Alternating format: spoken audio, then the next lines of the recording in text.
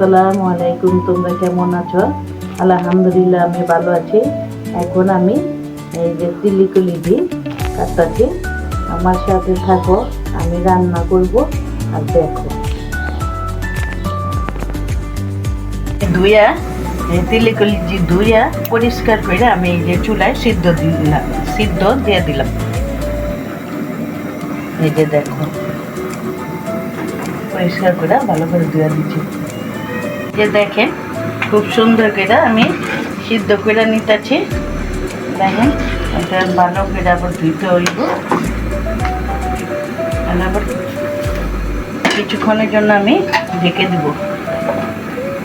এই যে আমি সিদ্ধ হয়ে গেছে, এখন আমি সুন্দর করে এটা পরিষ্কার করে ধুয়ে নেব।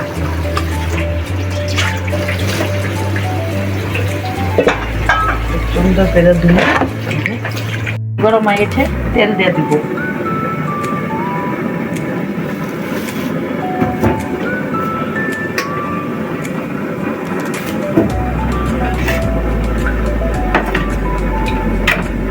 দারচিনি, এলাচি আর তেজপাতা।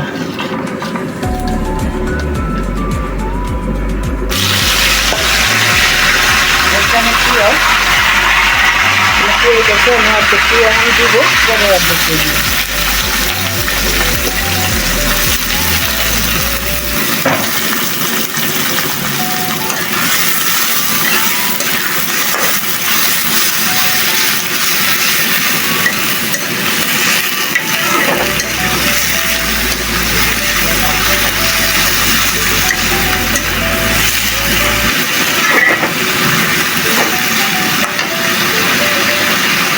পরিমাণ মতো লবণ দিয়ে দিব।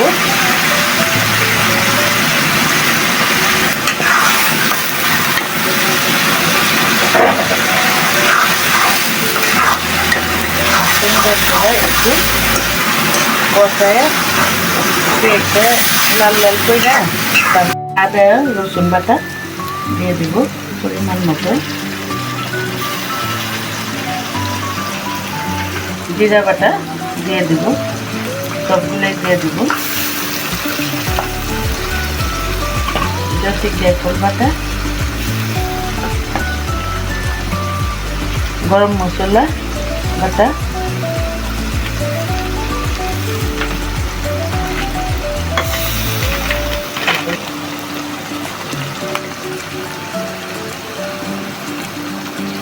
মশলা এই যে দুই না।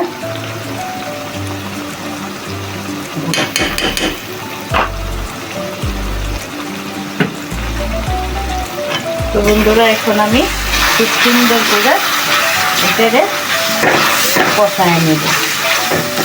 তোমরা দেখতে থাকো কেমন হয়। বন্ধুরা কিছু গোলমরিচ গুঁড়া দিয়ে দিব।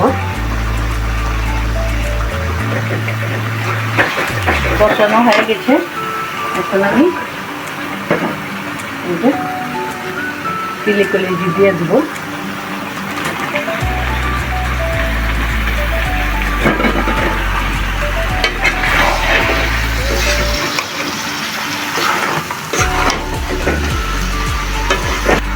বন্ধুরা আমি কিছুক্ষণের জন্য ঢেকে রেখে দিব।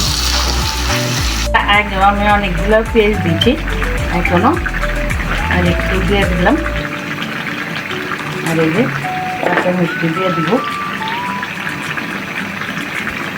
আসলে বন্ধুরা এইসব খাবার ঝালঝালি টেস্ট লাগে, অনেক মজার খাবার এটি।